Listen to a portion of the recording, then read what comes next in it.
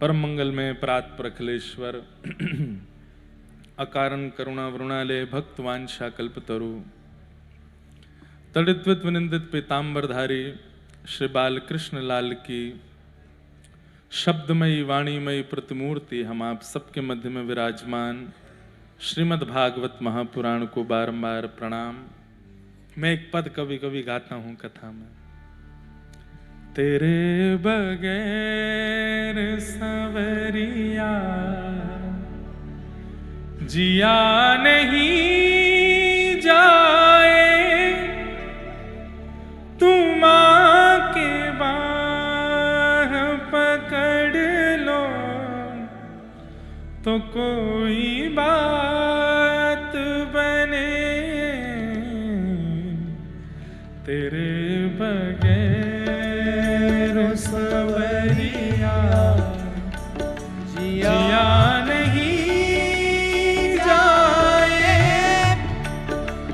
तुम आके बाह पकड़ लो तो कोई बात। हम तो इस पंक्ति में गा रहे हैं कि तुम आके बाह पकड़ लो, लेकिन वृत्रासुर कह रहा है कि मुझे रोने दीजिएगा, मुझे तड़पने दीजिएगा, मुझे मिलिएगा नहीं, क्योंकि मैं जितना तड़पूंगा, जितना याद करूंगा, जितना विरह में रहूंगा, उतनी आपकी याद आएगी। बंधुओं, नेत्र बंद कीजिए। अंतिम बार वृंदावन कब गए थे और उस वृंदावन की यात्रा में क्या अनुभव किया था? जो भी अच्छे अनुभव हैं राधा वल्लभ जी के, बिहारी जी के, राधा रमण जी के, यमुना जी के, गिरिराज जी के, रज के, प्रसाद के, सबको अपने चित्त में धारण करो। केवल करताल बजाते हुए मेरे साथ बस ठाकुर जी को याद करते हुए गाओ। तेरे बगैर सवरिया जिया नहीं जाए, तुम आके बाह पकड़ लो तो कोई बात बने। तेरे बगैर सवरिया जिया नहीं जाए, तुम आके बाह पकड़ लो तो कोई बात बने। जहाँ श्री राधा जू संग में रमण करो प्यारे, जहाँ श्री राधा जू संग में रमण करो प्यारे, जहाँ श्री राधा जू संग में रमण करो प्यारे, जहाँ श्री राधा जू संग में रमण करो प्यारे। वो जमुना जी का किनारा, वो जमुना जी का किनारा, वो कुंज है प्यारे, वहीं पे हमको बसा लो तो कोई बात बने। तेरे बगैर सवरिया जिया नहीं जाए, तुम आके बाह पकड़ लो तो कोई बात बने। तेरे बगैर सवरिया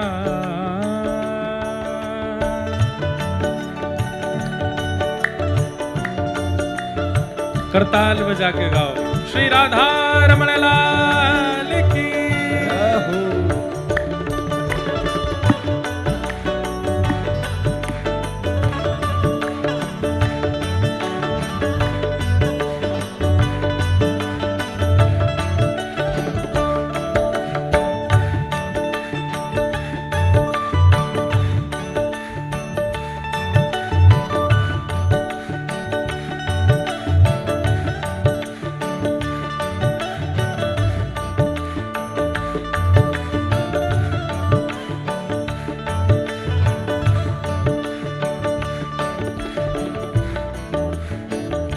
मैं लाऊं फूल तुम्हारे पसंद के प्यारे।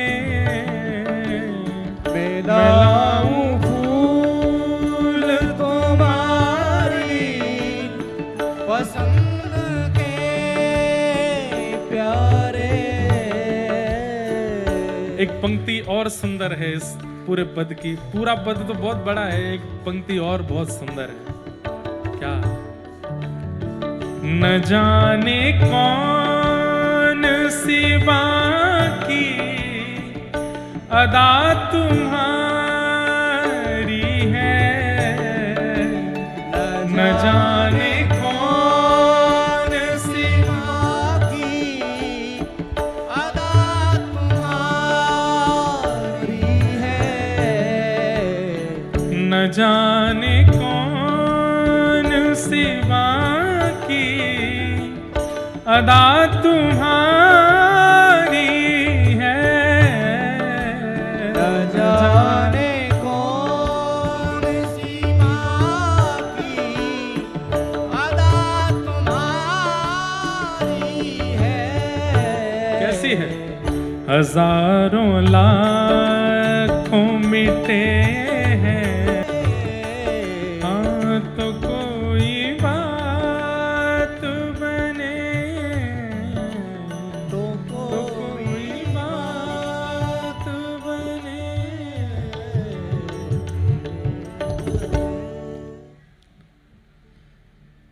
गोसाई जी हमारे श्रीमद् वल्लभाचार्य जी महाराज की परंपरा की एक कथा आती है कि सेवा में गोसाई जी के पुत्र जा रहे थे तो स्नान करके अपरस में जाते हैं। अपरस में जब वो जा रहे थे तो गोसाई जी ने पूछा कहाँ जा रहे हैं?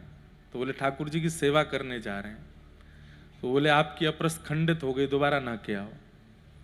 दोबारा स्नान करके आए, फिर पूछा कहाँ जा रहे हो? बोले ठाकुर जी की सेवा में जा रहे हैं। बोले फिर खंडित हो गई, फिर जाओ।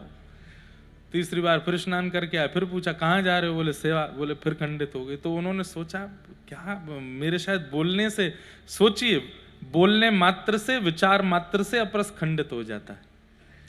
तो उन्होंने फिर चौथी बार जब वो आए तो पूछा कहाँ जा रहे हो? तब कहा अपने हाथों को सौभाग्य प्रदान करने जा रहा हूं ठाकुर जी की सेवा का। बोले हाँ अब अपरस है, जाओ।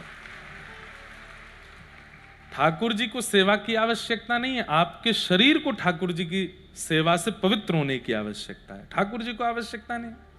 आप उनको भोजन नहीं कराओगे तो भूखे रहेंगे, आप नहीं नवाओगे तो क्या वो शुद्ध नहीं है, आप नहीं पहनाओगे तो क्या उनको ठंड लगेगी? नहीं। ठाकुर जी की सेवा करके हम अपने शरीर, विचार, मन, बुद्धि को पवित्र करते हैं, ठाकुर जी को नहीं।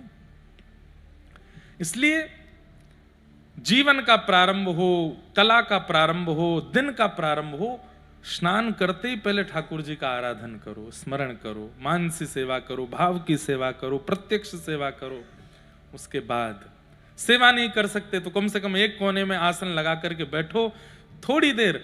आप पे माला नहीं है तो कर माला करो, एक उंगली से 1 2 3 4 गिनते रहो। अब एक यहाँ पे गिन लिया, एक माला, एक में 10 बार गिनो, यहाँ पे 10 बार ठाकुर जी का नाम स्मरण करो, फिर दूसरी बार 10 बार करो। ऐसे 10 बार कर लोगे 100 हो गए, 8 और कर लो 108 हो गए। करमाला करो, ठाकुर जी का स्मरण करके जीवन का प्रारंभ करो।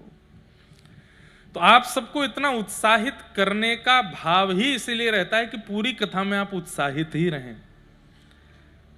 हमारी बात लिख लीजिएगा अगर आपके पास व्यवस्था हो। कहे तो मैंने पहले ही दिन दिया था कि कुछ लिखने की व्यवस्था रखो। पर आप लोग इतने गुणवान हैं कि आपके माथे में अपने आप ही लिख लेते हो आप। दो चार माताएं दिखा रही हैं कि वो लिख रही हैं। श्रीमद् भागवत में प्रहलाद जी महाराज कहते हैं कि भगवत प्राप्ति कैसे होती है, सुन लीजिए। जितने युवा भाई बहन बैठे हैं और जितने भी बड़े बूढ़े भी बैठे हैं, आप कहोगे महाराज जी बार बार युवाओं को क्यों बोलते हो? क्योंकि भैया उन्हीं को, उनके पास अवसर है भगवत प्राप्ति का अभी भी। और जो बड़े बूढ़े हैं वो तो, उनके लिए तो ठाकुर जी व्यवस्था करके बैठे हैं, वैकुंठ में आ जाओ। सब तैयारी है। लेकिन युवाओं को तो यहां मिलें, इसलिए युवाओं को पहले ही हम संकेत कर देते हैं। प्रहलाद जी महाराज कह रहे हैं, प्रहलाद जी महाराज कह रहे हैं, इसका मतलब क्या समझिए, हम सब भक्तों के स्वामी अग्रगण्य, सबसे आगे चल रहे हैं प्रहलाद जी। हम भक्तों के अग्रगण्य कह रहे हैं कि ठाकुर जी को प्राप्त करने के लिए क्या आवश्यक होना चाहिए अपने जीवन में। न दानम न तपो निज्य न शौच्यम न व्रतानि च प्रीयते मलया भक्त्या हरिरन्यद् विडम्बनम। प्रहलाद जी कह रहे हैं, ना तो वो दान से मिलेंगे, आप पूरा दान कर दो। कई बड़े बड़े व्यापारी अपने व्यापार में शेयर रखते हैं ठाकुर जी का। हमारे बिहारी जी में भी, द्वारिका में भी, हमारे रणछोड़ में भी, श्रीनाथ जी में, इधर देखो यहां देखो, ध्यान से सुनो। और अपने ये श्रीनाथ जी के पास में तो सांवलिया सेठ हैं? सांवरिया सेठ में तो यही होता है। वहां तो आधे से ज्यादा व्यापारियों ने शेयर ही दे रखे हैं ठाकुर जी को। लेकिन उनका शेयर देने के पीछे कारण क्या है पता है? जय जय, अगर शेयर गिरे तो आपके गिरेंगे, हमारे नहीं गिरेंगे। तो देख लेना भाई। देखो, वृंदावन की सेवा रीति कहती है ठाकुर जी पर आप भार मत बनिए, आप उनसे प्रेम करते हैं। हमारे वृंदावन में एक स्थान है, वहां मैं हर वर्ष 1-2 दिन की सेवा कथा की करता हूं। बहुत छोटा सा स्थान है लेकिन अति दिव्य स्थान है। स्थान का नाम है कोकिल साईं। सिंधी समाज का स्थान है लेकिन अद्भुत स्थान है। वहां के जो हमारे पूज्य महाराज जी थे वो बंटवारा से 2 वर्ष पहले ही भारत आ गए थे। अब आप विश्वास नहीं मानेंगे, वो भजते हैं श्री जनक लली जी को, सीता जी को, और रहते हैं वृंदावन बरसाना में। ऐसे बड़े महापुरुष हैं आज भी जो ध्यान करते हैं राघव जी का और दर्शन करते हैं राधारमण जी का। एक बाबा थे सीताराम बाबा, वो तो वृंदावन में सब जगह जाते, कुंज बिहारी लाल जी की दर्शन करने जाते तो बिहारी जी के सामने वृंदावन में खड़े होकर के बोलते, जय हो कनक बिहारी लाल की जय। कनक बिहारी जी अयोध्या में, और यहाँ बिहारी जी का दर्शन करते हैं, बोलते हैं कनक बिहारी। राधा वल्लभ जी जाते तो कहते जय हो श्री जानकी वल्लभ लाल की जय। राधा रमन जी जाते तो वहां जाकर के कहते श्री जानकी रमणनाथ की जय। यमुना जी को प्रणाम करते तो बोलते जय हो सरजू मैया की, क्या सुंदर निर्मल जल है। वृंदावन की रज को प्रणाम करते जय हो अयोध्या जी की पावन रज को प्रणाम। अब उनकी भक्ति कौन समझे अंदर क्या चल रहा है। वो वृंदावन में रहते रहते राघव जी का भजन करते थे। भक्तिमती मीराबाई, पूरा विश्व जानता है कि वो कृष्ण भक्त हैं, पर भक्तिमती मीराबाई गाती हैं मेरे तो गिरधर गोपाल, गाती हूं मैं तो गोविंद रा गुण गासूं। गाती सब कृष्ण भजन है लेकिन अंतर मन में उनके राम नाम चलता है, राघव जी का नाम गाती हैं। भक्ति किसकी कैसी है हम नहीं जानते, वो अंतर्निष्ठ भक्ति है। एक वृंदावन में एक और बाबा थे, उनसे कोई कह देता बाबा राधे श्याम तो कंकड़ उठा के मारते, कोई कहता बाबा राधे राधे तो डंडा लेके भागते, कोई कहता जय श्री कृष्ण तो गालियां देते। सब कहते बाबा क्यों मारते हो, हम तो प्रणाम ही कर रहे हैं। बोले राम राम बोलो, राम राम। बोले आप बड़े भेदभावी हो, ठाकुर जी के नाम में भेद करते हो, राघव जी का नाम विशेष बोलते हो और राधा कृष्ण पर कंकड़ मारते हो, जय श्री कृष्ण पे हमको डंडा देते हो। बोले मैं इसलिए डंडा कंकड़ मारता हूं लोग बाग राधे राधे बोलते हैं, जय श्री कृष्ण बोलते हैं, युगल नाम नहीं बोल पाते। राम बोलने से युगल हो जाता है, रा से राधा, माँ से माधव, इसलिए राम राम बोलो। राम राम बोलो। और बोले युगल नहीं तिगल होता है। बोले कैसे? राधा, कृष्ण और वहां के राम जी, तीनों के नाम हो जाते, राम राम बोलो। तो महात्माओं की भक्ति कहां कब कैसी है वो कौन जाने उस भाव को।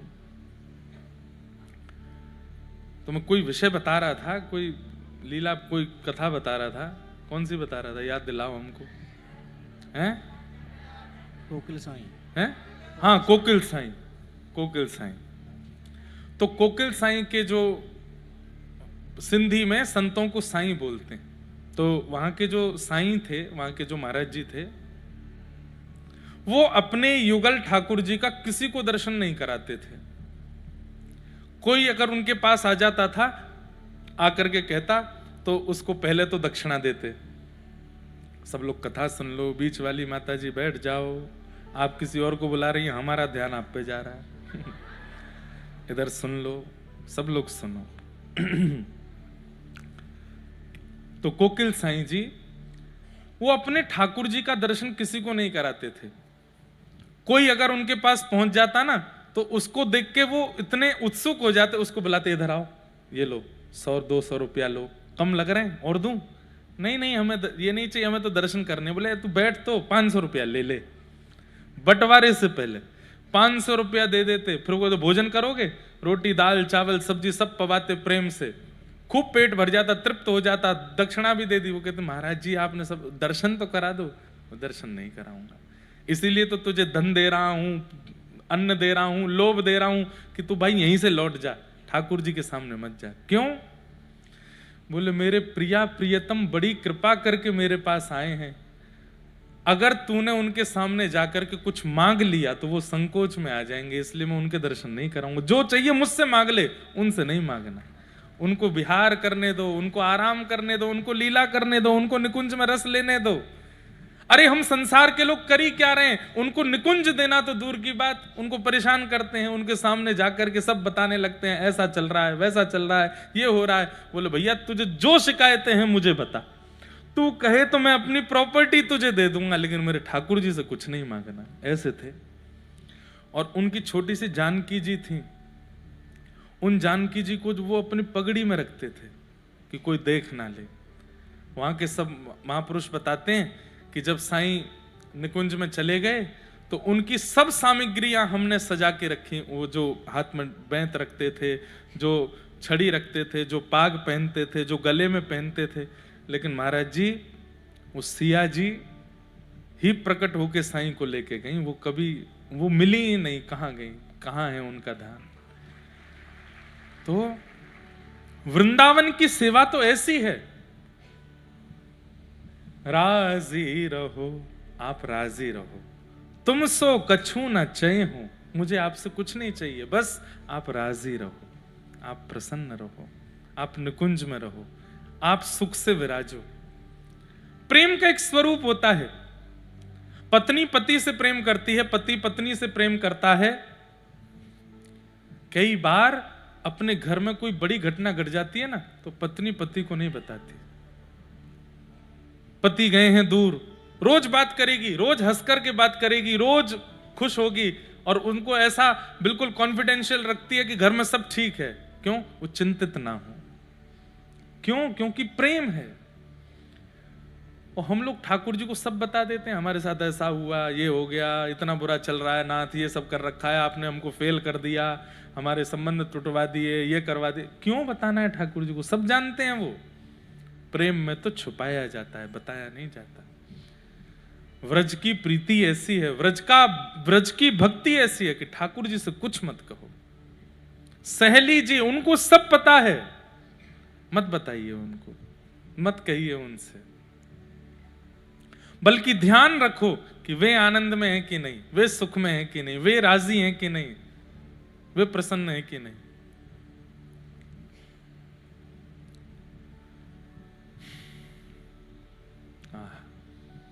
तो ऐसे सब भावना है।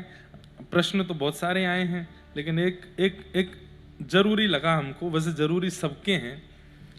अगर हमारा कोई परिचित या परिवार का सदस्य गलत मार्ग पर चला जाए, खान पान अपवित्र हो जाए, तो उसको सुधारने के लिए हम स्वयं भजन पूजन इत्यादि करें तो क्या वह सुधर जाएगा? अब बुखार मुझे चढ़ा है, दवाई केजरीवाल जी खा लें।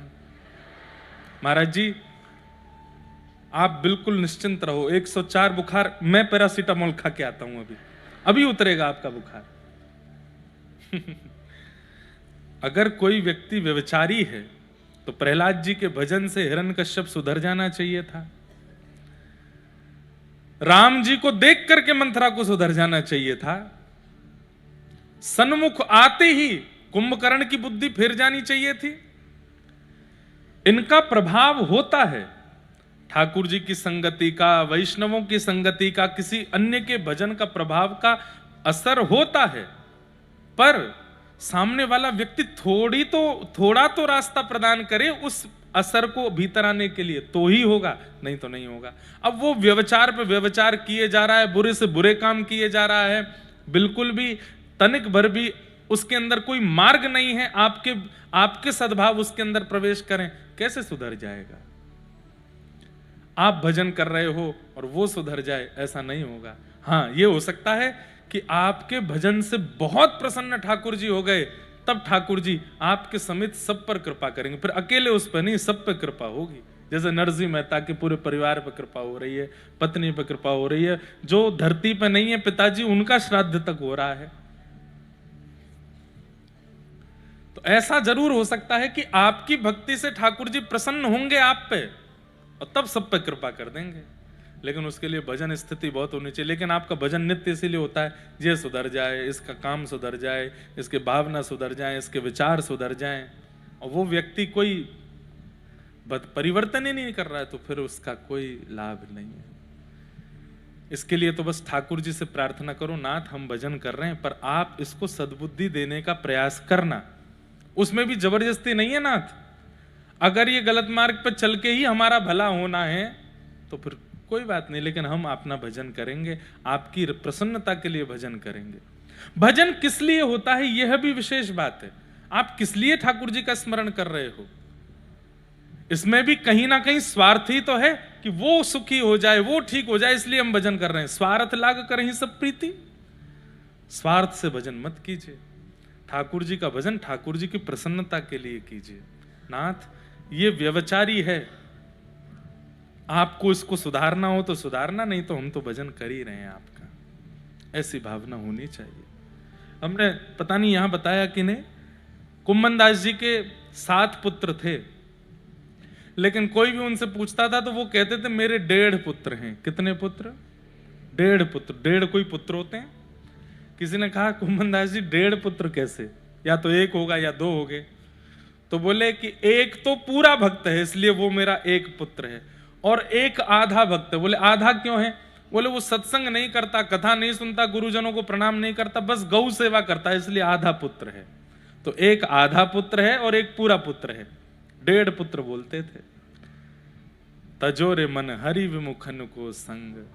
अगर कोई घर का सदस्य महाव्यभिचारी हो गया है तो आपको तो हृदय से त्याग ही करना चाहिए। संग रहो पर हृदय से कहो नाथ हमने बहुत समझाया संभाला, हाँ समझाना भी चाहिए, 3-4 बार तो रोकना टोकना चाहिए, फिर भी नहीं माने तो ठाकुर जी के भरोसे छोड़ो, आप देख लेना नाथ। अगर हो सके तो इसको विवेक देना, नहीं तो कोई बात नहीं, जो हमारे जीवन में लिखा होगा वो होगा।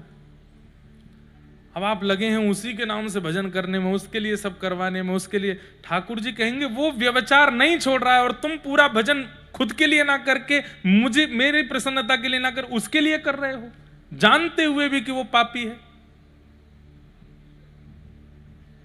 ठाकुर जी को राजी करो, आपसे राजी हो गए तो सबसे हो जाएंगे, बस ये भाव रखो, ऐसा विचार करो। तो ऐसी भावनाएं हैं। आज हमें थोड़ा विलंब हुआ। आज जिस प्रांगण में हम लोग बैठे हैं, इस्कॉन का ये सुंदर प्रांगण है, वहीं बिल्कुल पंडाल में आप लोग अकेले कथा नहीं सुन रहे हैं, कम से कम कितनी गैया हैं? 200 200 200 गैया भी कथा सुन रही हैं। यहाँ गौ माता भी आज कथा का श्रवण कर रही हैं। तो आते ही हम पहले उनको प्रणाम करने के लिए गए। और गुजरात ने, हमको लगता है कि ठाकुर जी ने व्रज के बाद गुजरात को शायद इसलिए चुना कि वेद लक्षणा गौ माताओं में जो सबसे सुंदर और सबसे शुद्ध गौ माता का जो स्वरूप है गिर गाय, वो गुजरात से ही है, वो यहीं प्रकट हुई शायद ठाकुर, क्योंकि गैयान के लिए ही ठाकुर जी दौड़ते हैं। पूरे भारतवर्ष की गायों में सब पवित्र हैं, सब अच्छी गैया है, पर गिर गाय को देख करके पता नहीं क्या एक मन बड़ा प्रफुल्लित हो जाता है। उनके रूप स्वरूप को देख करके मन ऐसा करता है कि बस अद्भुत हैं। एक अद्भुत सी पवित्रता, एक अद्भुत सा आकर्षण उनके स्वरूप में है। तो शायद इसीलिए ठाकुर जी ने द्वारिका को चुना व्रज के बाद। तो आज सब गायों को वंदन करने के लिए गए। हम तो देखो एक प्रार्थना आपसे करें, ये हमारी धृष्टता है कि आज 4 दिन हो गए और हम अभी तक ठाकुर जी का दर्शन करने भीतर नहीं जा पाए। उसके पीछे कारण ये कि या तो हम नहीं बचेंगे या फिर आप में से किसी को कुछ हो जाएगा, क्योंकि इतने बेकाबू हो जाते हैं सब। और ऐसा भाव रहता नहीं कि मंदिर में, चलो ये तो कथा प्रांगण है, वहां अगर अब व्यवस्था हो गई तो ठाकुर जी बहुत दंड देंगे। बोले तो कौन ने बुलाया, तू अपनी कथा करके निकल जा, हमारे निकुंज में आके काय को उधम मचा रहो। आज अगर आप लोग अनुकूलता समझे, आज तो चलो कृष्ण जन्म में, कल हमारी थोड़ी अनुकूलता समझ के हमको थोड़ा दर्शन करने दीजिएगा भीतर जाके, तो हमको सुख लगेगा। नहीं तो यही लगेगा प्रांगण भी प्रयोग में लिया, कथा करी और ठाकुर जी को देखा ही नहीं, निहारा ही नहीं। बहुत सुंदर यहाँ सेवा है, गैयाओं की इतनी अद्भुत सेवा यहाँ चल रही है। सबको हम बारंबार प्रणाम करते हैं, वंदन करते हैं और आज के प्रसंग में प्रवेश करते हैं। प्रसंग हमने कल कहा था कि भगवान ने उत्तरा के गर्भस्थ शिशु की रक्षा की। तत्पश्चात ठाकुर जी ने कहा कि भाई देखो अब सब कुछ ठीक हो गया, पांडवों महाभारत युद्ध जीत गए, उत्तरा के बालक पर ब्रह्मास्त्र चल रहा था वो भी शांत हो गया, द्रौपदी के 5 पुत्रों का वध हुआ, उसके दोषी को भी सजा मिल गई। अब मुझे आज्ञा दो, अब मैं द्वारिका जाऊं। और जैसे ही ठाकुर जी द्वारिका जाने की बात बोले, सब भावुक हो गए, रथ में आरूढ़ हो गए। अब सब बोल रहे हैं कि हम रोकें भी कैसे, इनका भी पूरा परिवार है वहां पर। और ठाकुर जी को कोई रोकने भी जाता तो बोले भाई क्यों रोक रहे हो, बोले कि रुक जाओ, हमारे तेरी तो एक पत्नी है, मेरी तो 16,108 है, और हर पत्नी के ये इतने बालक सब मेरी बात निहार रहे हैं, सब पिता को देखे बिना बेचारे विचलित हो रहे हैं। दूसरी बात, पूरी द्वारिका नगरी में एक बात आपको सुनाएं, पूरी द्वारिका में एक महामारी जैसी फैल गई थी। क्या? ठाकुर जी के दर्शन के वियोग की महामारी। इतनी याद आ रही है सबको ठाकुर जी की। तो रुक्मणी जी ने पत्र लिखा है ठाकुर जी को कि आप जल्दी पधारो, नहीं तो द्वारिका जीवित नहीं बचेगी। तो ठाकुर जी बाध्य हो गए कि अब मुझे जाना है। कुंती ने भगवान की स्तुति गाई, बहुत सुंदर है, लेकिन उसके विस्तार में गए तो कृष्ण जन्म नहीं हो पाएगा। कुंती जी ने स्तुति गाई, ठाकुर जी स्तुति सुन के उन पर कृपा करके जैसे ही आगे निकले, तभी देखते हैं कि युधिष्ठिर रोने लगे। कई बार बंधुओं व्यक्ति का रुदन बता देता है कि किस कारण से रो रहा है। कोई व्यक्ति आपकी याद में रो रहा है, कोई व्यक्ति दर्द में रो रहा है, कोई व्यक्ति परेशानी में रो रहा है, कोई व्यक्ति चिड़चिड़ापन में रो रहा है। उसके रोने का तरीका बता देता है, हंसने के तरीके बता देते हैं कि व्यंग में हंस रहा है, प्रसन्नता में हंस रहा है, कि बनावटी हंस रहा है। हमारे पूज्य पिताजी कहते हैं कि व्यक्ति का मुखमंडल उसकी पूरी पहचान है। नेत्र, नासिका और मुस्कान, ये तीनों बता देते हैं कि व्यक्ति चिढ़ा हुआ है, प्रसन्न है, भक्त है, अभक्त है, स्वार्थी है, निस्वार्थी, सब पता चल जाता है। तो भगवान रुदन से पहचान गए, ये सब तो मेरी याद में रो रहे हैं कि मैं जा रहा हूं, पर ये युधिष्ठिर के रुदन से पता चल रहा है कि ये किसी और कारण से रो रहा है। इसलिए इतने भावुक लोगों में ठाकुर जी ने युधिष्ठिर को बुलाया, क्या बात है, क्यों रो रहे हैं आप? युधिष्ठिर जी ने तुरंत कारण बताया। बोले मैंने कितनी माताओं को विधवा कर दिया, मैंने कितने बालकों को अनाथ कर दिया। अगर मैंने महाभारत युद्ध ना किया होता तो इतनी माताएं प्रसन्न होती, इतने बालक अपने पिता की गोद में बैठे होते। मैंने अपनों को मार दिया। अरे कौरव कौन है? मेरे अपने ही तो थे, मेरे गुरु ही तो थे, मेरे बड़े ही तो थे, सबको मार दिया मैंने। अब मुझे नरक जाने से कोई नहीं रोकेगा। ठाकुर जी बोले अविश्वास। छाया बनकर के मैं खड़ा हूं साथ में, फिर भी रो रहा है।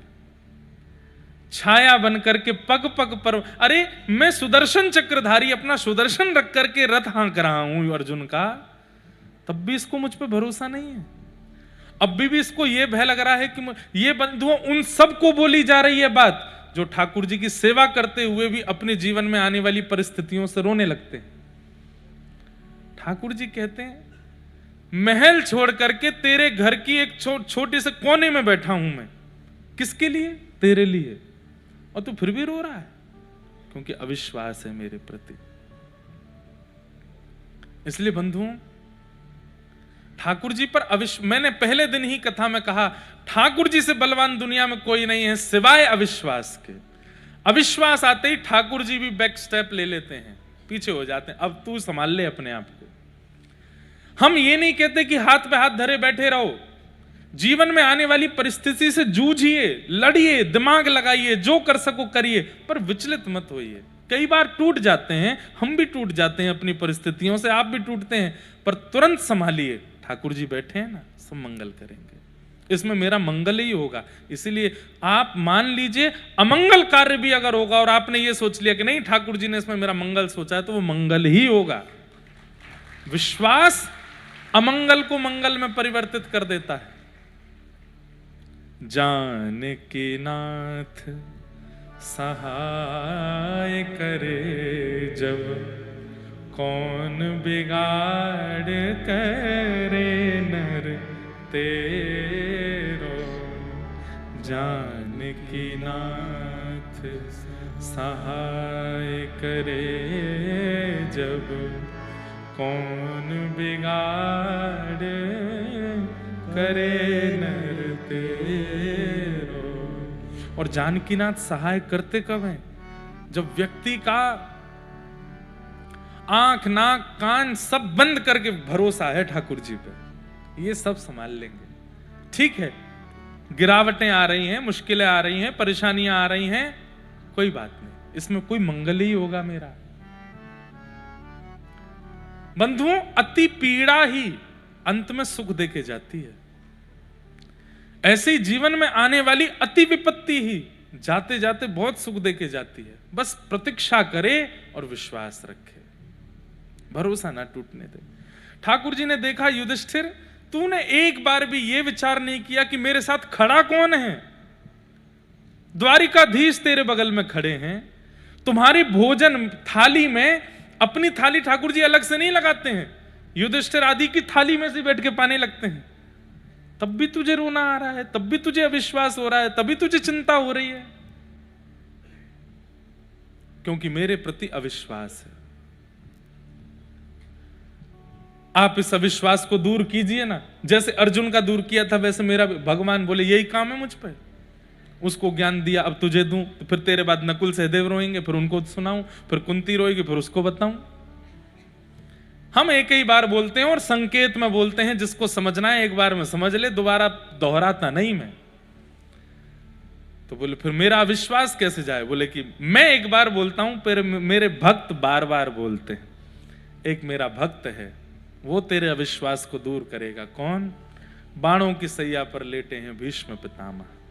चलो, और एक बात और, भीष्म पितामह को इच्छा मृत्यु का वरदान है।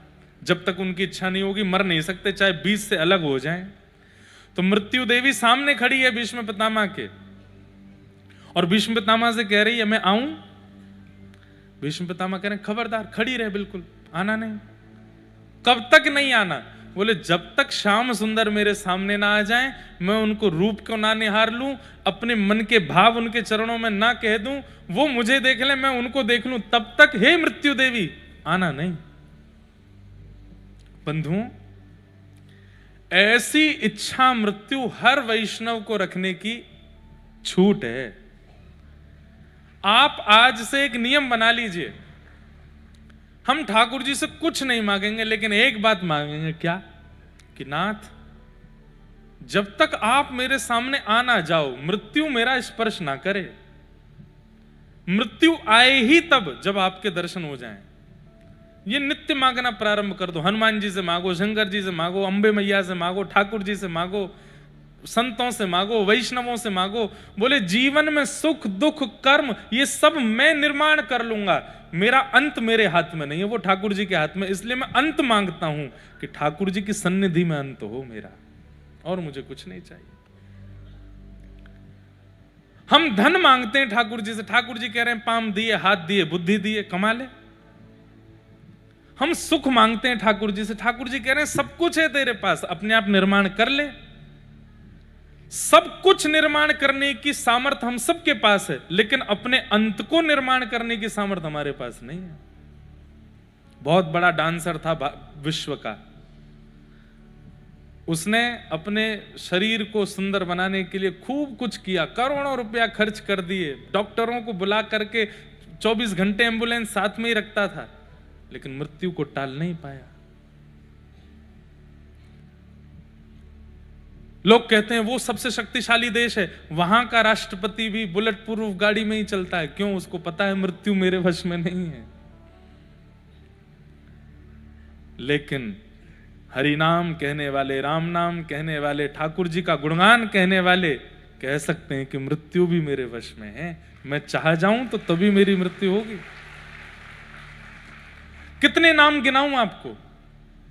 धर्म सम्राट स्वामी श्री करपात्री जी महाराज अपने अंतिम समय से पूर्व, ठाकुर जी के धाम गमन से पूर्व, मैंने अपने पूज्य नाना जी से सुना, स्वयं मौन हो गए और सब शिष्यों को बता दिया कि अब क्षण आ रहा है। अपने जो अंतिम क्रियाएं सबको बता दी और मौन हो गए। उस मौन अवस्था में हमारे पूज्य नाना जी ने उनको जाके भागवत जी का पाठ सुनाया। कहते हैं स्वयं ही बता दिया पहले। हमारे पूज्य पिताजी महाराज के पूज्य गुरुदेव, मेरे दादा गुरुदेव, अनंत श्री विभूषित श्री भागवत के सचल विग्रह श्री रामानुज प्रपन्नाचार्य गुरु जी महाराज, क्षण अंतिम आ गया, लेकिन प्रतीक्षा कर रहे हैं कि जब तक मेरा शिष्य नहीं आएगा तब तक मैं प्राण नहीं त्यागूंगा। हमारे पूज्य पिताजी कोटा में कथा कर रहे थे, संदेश भिजवाया 96 की बात, 96, हम 6 महीने के थे तब। पूज्य पिताजी महाराज आए, जब कक्ष में आ गए, बिल्कुल अवस्था जाने की थी। पिताजी जैसे ही आए, बोले गुरुदेव भगवान, तो इशारे में बोले कि जल्दी अपनी गोद में मेरा सर रखो। गोद में सर रखे, बोले भागवत जी के श्लोकों का गान करो। पिताजी जिनको पढ़ाया गुरु जी ने, उनसे जब भागवत जी के श्लोक सुने, तब श्री कृष्ण गोविंद हरे मुरारे, हे नाथ नारायण वासुदेव कह करके भगवत धाम को प्रस्थान किया। हमारे पूज्य नाना जी एक दिन पहले ही पूरी योजना बता दी कि जब मेरे प्राण जाएं तो ऐसा ऐसा करना, सारी व्यवस्थाएं करवा करके अगले दिन ही चले गए। मैं तो इस बात को प्रमाणित मान चुका हूं कि अगर भक्त चाह ले, अपनी भक्ति के प्रभाव से इच्छा मृत्यु प्राप्त कर सकता है। पर इच्छा मृत्यु यह नहीं होनी चाहिए कि मेरे प्राण दुबई में निकले जूस पीते हुए, मेरे प्राण बंबई में साइड सीन देखते हुए, अपने प्रिय क्या बोलते हैं उसको, अभिनेता को देखते हुए प्राण जाएं, वो वाली पिक्चर देखते हुए, ये खाते हुए, आहा महाराज श्रीखंड की चम्मच अंतिम मुख में जावे और मुंह में घुल रहे हो तभी प्राण निकल, ये सारे अंतिम, ये भोग वस्तुओं के साथ में अंतिम इच्छा मत रखिएगा। श्री गंगा जी का तट हो, यमुना का वंशीवट हो, मेरा सांवरा निकट हो, जब प्राण तन से निकले, पीतांबरी कसी हो, मुखड़े पे एक हंसी हो, छवि मन में ये बसी हो, जब प्राण तन से निकले। इतना तो कहना स्वामी, जब प्राण तन। मेरी प्रार्थना मान लीजिए, अपनी नित्य की दिनचर्या के प्रारंभ में जो आप अपनी आराधना करते हैं, ठाकुर जी की सेवा करते हैं, उनमें आप ठाकुर जी से प्रार्थना करते हैं कि नाथ मुझसे कोई अपवित्र क्रिया ना हो, मेरा दिन अच्छा जाए, मंगल जाए, सब बातें कहते हैं। अंत में एक बात और कहा कीजिए, नाथ जब प्राण जाए ना, उस समय कैसे भी करके वृंदावन हम पहुंच जाएं। हम वृंदावन में हो, यमुना जी के तट पर बैठे हों, खूब सुंदर प्रसाद पाली हो, गिरिराज जी की परिक्रमा हो गई हो, राधा रमण लाल, राधा वल्लभ लाल, श्री बिहारी जी चित्त में विराजमान हो, और वैष्णव रसिक संत हमारे सामने बैठे हों, उत्ताल कीर्तन चल रहा हो, हरे कृष्ण कृष्ण कृष्ण हरे हरे, हरे राम राम राम हरे हरे, युगल नाम चल रहा हो, राधे कृष्ण, और वो कानों से प्रवेश कर रहा हो, कानों से हरि नाम जा रहा हो, नेत्रों से दर्शन जा रहे हो, मुख से प्रसाद जा रहा हो, रोम रोम में ब्रज की रज जा रही हो, और उसी समय नाथ हमारे प्राण निकल जाएं, बस ये चाहिए हमें। नित्य मांगिए। अच्छा, रोज बदल मत देना, हर दिन बदलाव मत कीजिए अच्छा मृत्यु में। नहीं नाथ वृंदावन दूर है, डाकोर जी में ही चले जाएं, द्वारिका में ही हो जाएं। नहीं, एक निर्माण कर लीजिए कि प्राण जाएं तो ऐसे जाएं, और बस उसी की प्रतीक्षा करिए। रोज रट लगाइए ठाकुर जी से, ऐसे जाने प्राण। तो युवा भाई लोग ये ना सोचें कि अभी तो महाराज जी जीवन शुरू हुआ, तुम प्राण जावे की बात सिखा रहे हो। देखो भैया, बचपन से रट लगाओगे तो शायद 55 में जाकर के आपकी सुन ली जाएगी। 55 में रटना शुरू करोगे तो फिर शमशान में ही जाके सुनी जाएगी। इसलिए बचपन से ही बोल लो।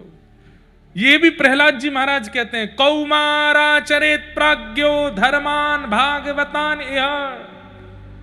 कुमार अवस्था से ठाकुर जी से बात करना शुरू कर दीजिए, अपनी भावनाएं बताना शुरू कर दीजिए, अपनी भगवत इच्छाएं बताना शुरू कर दीजिए कुमार अवस्था से। कुमार अवस्था युवा से पहले वाली होती है, जब थोड़े थोड़े रेशे आने शुरू होते हैं, उसको कुमार अवस्था कहते हैं। तब से ही लग जाओ। कुमार निकल गई है तो युवा से लग जाओ भैया, वृद्ध तक मत आने दो बात को, कुमार अवस्था से ही लग जाओ। तो ठाकुर जी बोले, हे युधिष्ठिर जी, अब तो भीष्म पितामह ही ज्ञान देंगे आपको, चलो। यहां भीष्म पितामह बाणों की सैया पर, बंधुओं एक कांटा हमको लग जाता है तो पूरे विचलित हो जाते हैं हम।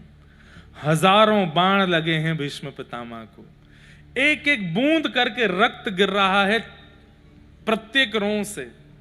इतने भयावह कष्ट में भी भीष्म पितामह प्रतीक्षा कर रहे हैं, मेरे श्याम सुंदर आ रहे होंगे। बंधुओं, भीष्म पितामह अद्भुत पात्र हैं महाभारत के। संग किया कौरवों का पर अंत इनके जैसा नहीं हुआ। आप लोग कहेंगे, महाराज जी जब वो इतने ज्ञानी थे, इतने भक्त थे, तो उनको इतना विवेक नहीं आया कि मैं कौरवों का संग ना करूं, पांडवों का संग करूं? कई बार बंधुओं, विवेकी व्यक्ति जानबूझ करके करता है कई क्रियाओं को। उसको पता है कि मैं गलत कर रहा हूं, लेकिन वो फिर भी उसके मन में क्या चल रहा है वो वही जानता है। जैसे भीष्म पितामह से भगवान ने पूछा कि हे भीष्म पितामह, तुम जानते थे कि ये कौरव ठीक नहीं है, फिर भी तुमने इनका संग क्यों किया? ये कौरव उचित नहीं है, फिर भी तुमने इनका साथ क्यों दिया? अरे इन्होंने द्रौपदी को निर्वस्त्र किया था बड़ी सभा में, ऐसे लोगों का तुमको साथ देना चाहिए। भीष्म पितामह बोलते हैं, मैं जानता हूं कि मैंने कौरवों का संग गलत किया, कौरव ठीक नहीं है, कौरव अच्छे नहीं है, लेकिन नाथ मेरा पक्ष तो सुनिए। बोले बताओ। बोले यदि मैं पांडवों के पक्ष में होता तो महाभारत युद्ध में या तो आपके दाहिने खड़ा होता या आपके बाएं खड़ा होता, और कहीं संभवतः आप मेरे ही सारथी बन गए होते तो आपके पीछे खड़ा होता। दाहिने खड़ा होता तो आप आधे दिखते, बाएं खड़ा होता तो आधे दिखते, पीछे खड़ा होता तो पीछे से ही दिखता। सन्मुख दर्शन तो सामने से ही हो सकता है, इसलिए कौरवों के पक्ष में गया मैं। और वो अपनी स्तुति में इस बात का प्रस्ताव करते हैं। आहा, क्या कहते हैं भीष्म पितामह? बहुत सुंदर है पितामह की स्तुति। पितामह कहते हैं, बोले कि मैं महाभारत युद्ध में कर क्या रहा था? 10 दिन तक तो सुस्त बैठे थे भीष्म पितामह। पूरा प्रसंग सुनाते हैं।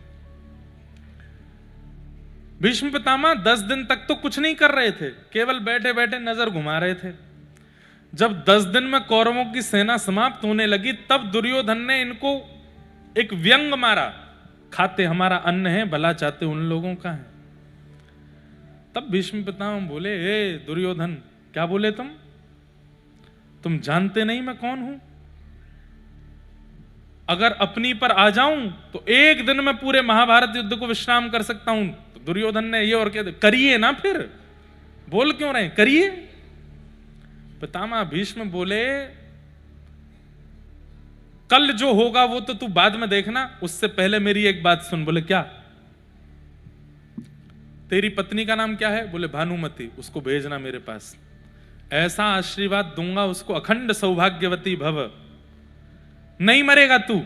अब जब तू मुखिया ही नहीं मरेगा तो फिर महाभारत युद्ध तो तेरे पक्ष में जाएगा ना। जब तक मुख्य राजा नहीं मरता तब तक युद्ध चलता रहता है। तेरी पत्नी को जब अखंड सौभाग्यवती का आशीर्वाद दे दूंगा, इसका मतलब तुझे जीवित रहना पड़ेगा, फिर तो महाभारत युद्ध तू ही जीतेगा। कल से तो मैं करूंगा सो करूंगा, लेकिन आज रात्रि तेरी पत्नी को आशीर्वाद देता हूं। जैसे ही संध्या से निवृत्त हूं, अपनी पत्नी को भेज देना, उसको आशीष दे दूंगा, अपने संपूर्ण जीवन के संध्या का फल उसको दे दूंगा। बात तो हो रही थी भीष्म पितामह और दुर्योधन के बीच में, पर कान खड़े हो गए ठाकुर जी के। भानुमति अगर कहीं रात में पहुंच गई भीष्म पितामह के पास तो धरे रह जाओगे द्वारिकाधीश, कुछ नहीं कर पाओगे, क्योंकि ये भीष्म पितामह हैं। ठाकुर जी भी जानते हैं कि एक व्रतधारी का, एक तपस्वी का, एक नियम से रहने वाले का बल कितना होता है। ठाकुर जी बोले, मैं ठाकुर जी होते हुए भी कुछ नहीं कर पाऊंगा। फिर भगवान ने रात भर, शाम को योजना बनाई, बोले क्या करूं। भानुमति से पहले कोई द्रौपदी पहुंच जाए तो बहुत बढ़िया होगा। भानुमति को आशीर्वाद मिलेगा तो अकेला दुर्योधन बचेगा, द्रौपदी को आशीर्वाद मिले तो पांचों बच जाएंगे। पांचों बच जाएंगे।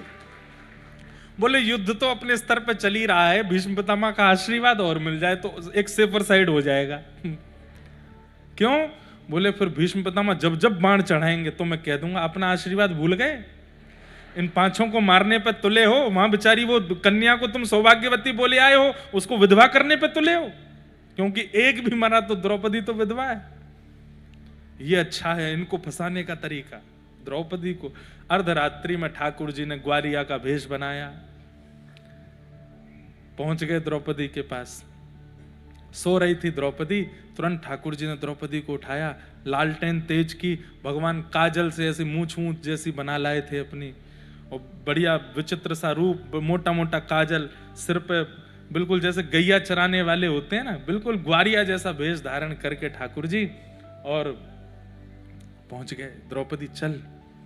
द्रौपदी बोले इतनी रात को? बोले कि भीष्म पितामह को प्रणाम करना, और सुन घूंघट निकाल के जाइयो, एक शब्द भी, तुझे मौन रहना है, बस एक शब्द भी बोलना नहीं, प्रणाम करना, भीष्म पितामह आशीर्वाद दें, चुपचाप बाहर आ जाना। द्रौपदी बोली, उन्होंने पूछा कि इतनी रात को तू अकेली आई तो क्या बोलूं? बोले बोल देना हमारा ग्वारिया आया है साथ में, मैं बाहर बैठा रहूंगा, इसके अलावा कुछ मत कहना। द्रौपदी गई, भीष्म पितामह यहाँ जप कर रहे थे। संध्या पूर्ण होते ही भीष्म पितामह ने माथे से माला लगाई, सामने देखा भगवान बाहर पहरेदारी कर रहे थे कि भानुमति नहीं आवे, उसको भगाऊं मैं यहीं से। बार बार देखें, जल्दी कर द्रौपदी।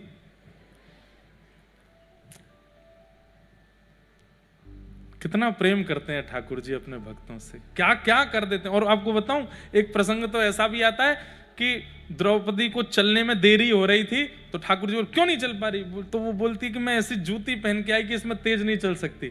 तो ठाकुर जी बोले पैर उठा, उसकी दोनों जूतियां उठा करके ठाकुर जी ने अपने बगल में दबा ली, बोले अब चल। और ठाकुर जी ऐसे ही बैठे बाहर, द्रौपदी की जूतियों को संभाल करके बैठे हैं। किस लिए? प्रेम करते हैं भक्तों से, बहुत प्रेम करते हैं। बंधु हम कुछ प्रेम नहीं करते ठाकुर जी जितना हमसे प्रेम करते हैं। बाहर खड़े हैं, भीतर द्रौपदी को जैसे ही घूंघट में बैठी थी, अब उनको क्या पता ये भानुमति की द्रौपदी। तुरंत आ गई भानुमति, रुक जा, हाथ में जल ले करके और मैंने जीवन में जितना भी ब्रह्मचर्य मेरे पास है, जितना भी मैंने संध्या वंदन आदि जो भी मैंने यज्ञ अनुष्ठान किए, उन सब का फल मैं इस कन्या इस बालिका को देता हूं। अखंड सौभाग्यवती भव। तुम्हारा पति अजर अमर हो जाए। भीष्म पितामह कह रहा है ब्रह्मा भी चाहेगा तो उसका वध नहीं कर पाएगा। वो सशरीर चाहेंगे तो स्वर्ग जा सकते हैं, वो सशरीर चाहेंगे तो पृथ्वी से जा सकते हैं, मृत्यु भी उनको नहीं मार पाएगी। मेरा आशीर्वाद है तुझे। जैसे ही सुना द्रौपदी बोली ये उम्मीद नहीं थी मुझे, भीष्म पितामह ये आशीर्वाद देंगे। ये तो मेरे पांचों के प्राण खाने में सबसे आगे रहते हैं, पांचों के पीछे रथ इन्हीं का दौड़ता है, और ये कह रहे हैं अखंड सौभाग्यवती भव। थोड़ा इनको जिम्मेवारी समझा दूं इनकी। फिर तुरंत द्रौपदी ने अपना घूंघट उठाया। तो याद रहे पितामह, पांचों में से एक को खरोंच भी नहीं आनी चाहिए। पितामह ने जैसे ही देखा, द्रौपदी तू कहां से आई भीतर? मैंने तो भानुमति को बुलाया था। अच्छा, और मैं आ गई तो इसमें कुछ बुराई है? पितामह, मैं बहुत छोटी हूं, पर इसको आप नियति नहीं समझेंगे कि भानुमति को आना था और अचानक मेरे मन में इच्छा आ गई और मैं आशीर्वाद लेने आ गई। शायद परमात्मा भी चाहता है, प्रकृति भी चाहती है कि विजय पांडवों की हो, इसीलिए तो मुझे आशीर्वाद मिला। भीष्म पितामह के नेत्र सजल हो गए। बोलो, मन से तो मैं क्या हूं ये प्रकृति जानती है। मैं रह भले ही कौरवों के पक्ष में रहा हूं, लेकिन अब विजय तो पांडवों की होगी, कोई नहीं हरा सकता। द्रौपदी बोली अच्छा मैं चलती हूं। जैसे ही द्रौपदी जाने लगी, पितामह भीष्म, रुको रुको रुको, तुम अकेली आई हो यहां पे? द्रौपदी बोली अब फंसी। नहीं, अकेली तो नहीं आई हूं, ग्वारिया। ग्वारिया? हम भी तो देखें ऐसा कौन सा ग्वारिया जो शेर के बाड़े में आ गया। जरा बाहर तो चलो। भीष्म पितामह के सामने बोलने की जरूरत नहीं करता कोई, और रात्रि में द्रौपदी को लेकर के आ गया। ये कोई ग्वारिया बहुत बुद्धिमान लगता है। आप बड़े आदमी हैं, आप ग्वारिया से मिलते अच्छे लगे, यहीं बैठे रहो। आप कहां? नहीं नहीं नहीं, मुझे लेके चलो। तेरे मन में रात में ही आशीर्वाद लेने की इच्छा क्यों प्रकट हुई? दिन में भी आ सकती थी। बाहर जाकर के देखा तो दोनों जूती दबाए ठाकुर जी बैठे। भीष्म पितामह बोले कहां है ग्वारिया? दो पटक तो ठाकुर जी को वहीं लगी। बोले अब गए। इधर हैं साहब जी? बोले इधर आओ।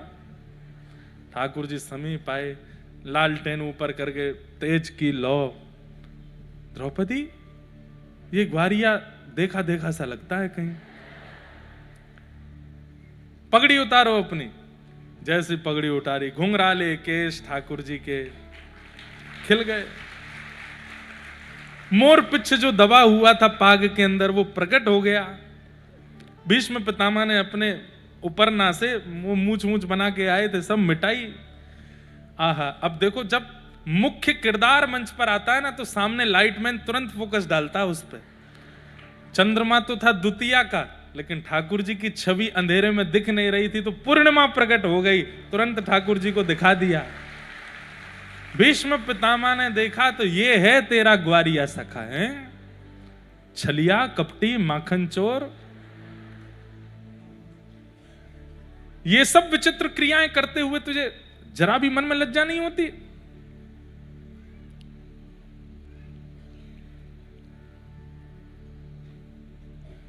द्रौपदी, मेरी बात सुनो। क्या मैंने तुझे अखंड सौभाग्यवती का आशीर्वाद दिया है, पर मैं जिम्मेदारी इसको देता हूं कि पांचों के प्राण बचाने की जिम्मेवारी इनकी है। अब ये बचाएं। आहा ऐसे भीष्म पितामह। और फिर अगले दिन से महाराज लगे।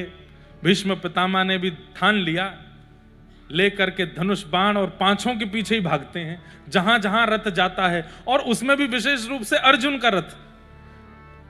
ठाकुर जी खूब द्रुत गति से रथ दौड़ाते हैं, कभी इधर कभी उधर। सामने देखते हैं तो भीष्म पितामह खड़े पाते हैं।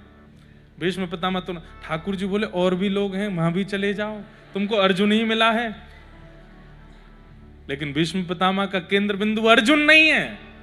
भीष्म पितामह का केंद्र बिंदु है कि तुम शस्त्र उठाओ। तुमने प्रतिज्ञा ली है कि वासुदेव मैं शस्त्र नहीं उठाऊंगा, और मैंने भी प्रतिज्ञा ली है कि वासुदेव कर चक्र न धरहि तो तुमको मुख न दिखाऊं। लाजत है मेरी गंगा जननी, मैं शंतनु सुत न कहाऊं। भीष्म पितामह आज बाणों की सैया पे लेटे हैं, सामने ठाकुर जी आके खड़े हो गए हैं, और तभी भीष्म पितामह सजल नेत्रों से स्तुति गा रहे हैं। इतिमतिरूपकल्पिता वितृष्णा भगवत सात्वत पुंगवे विभुम्ने स्वसुखमुपगते क्वचिद् विहर्तुं प्रकृतिमुपेयुषि यद्भव प्रवाह त्रिभुवनकमनं तमालवर्णं रविकरगौरवराम्बरं दधाने वपुरलककुला वृताननाब्जं विजय सखेरतिरस्तु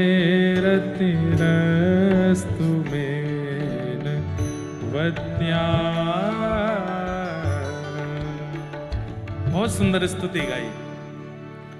भीष्म पितामह कह रहे हैं कि नाथ, मेरी मति की आज इति हो गई है। इति मतलब विश्राम।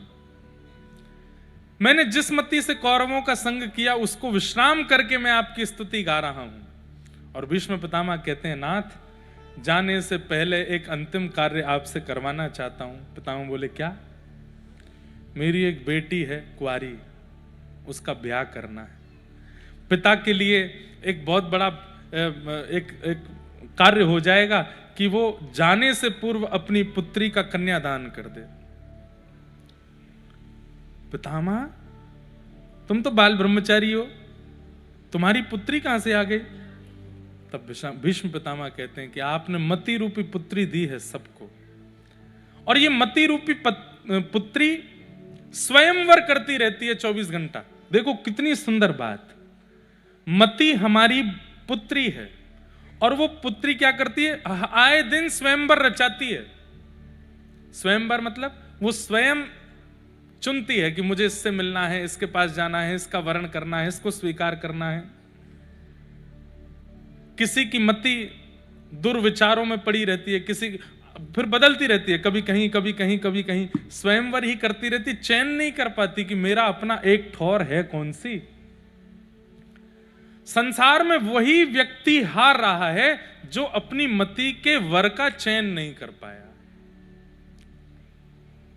आज कथा हो रही है तो कथा में आ गए, कल कुछ उल्टे सीधे काम हो रहे हैं तो वहां पहुंच गए, परसों फिर कोई अनुष्ठान हुआ तो वहां भी आ गए, उसके अगले दिन फिर कहीं पर कुछ पिया पाई हुई तो वहां पहुंच गए, उसके अगले दिन कुछ अनुष्ठान मंदिर का हुआ वहां भी आ गए, गौ सेवा में भी पहुंच गए, रात की उल्टे सीधे कामों में भी पहुंच गए। मति को एक ठौर। मैं तो एक बात कहता हूं, उस व्यक्ति का उद्धार हो ही नहीं सकता जो दोनों तरफ रहता है। वहां पर भी है, मतलब सारे विचित्र कार्यों में, और यहां पे भी है। कथा भी सुनता है लेकिन छल कपट भी करता है, कथा भी सुनता है लेकिन काम पर बिल्कुल भी वशीकरण नहीं है, कथा भी सुनता है लेकिन सारे उल्टे सीधे कामों में भी उसकी रुचि है। ऐसे व्यक्ति, वही बात है कि दो नाव पे पैर गिर जाओगे। हम कह रहे हैं भैया पूरे पूरे एक तरफ आओ, या तो पूरे पूरे ठाकुर जी के हो जाओ या पूरे पूरे संसार के ही हो जाओ। ये बीच में मत रहिए, ये बीच वाला सेक्शन मत चुनिए।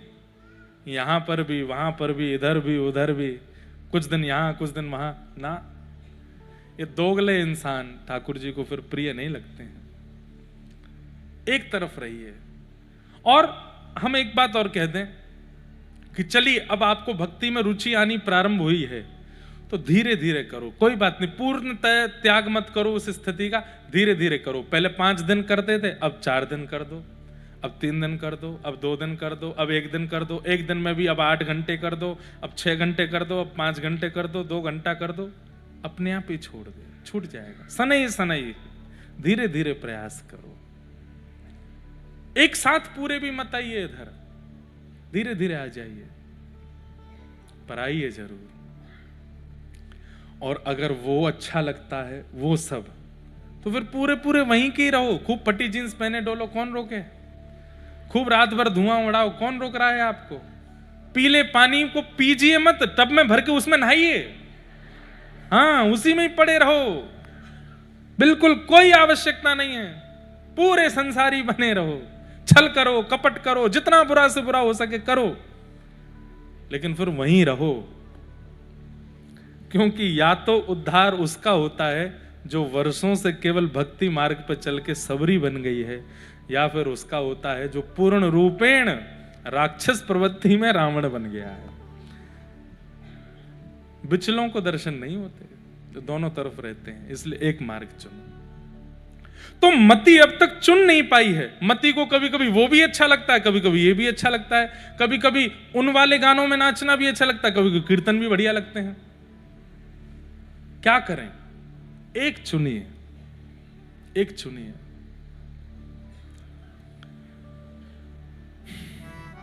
भीष्म पितामह कह रहे हैं, नाथ मेरी मति ने किसी को चुना है। कौन है? त्रिभुवन कमनम तमाल वर्णम रविकर गौरवरांबरम दधाने।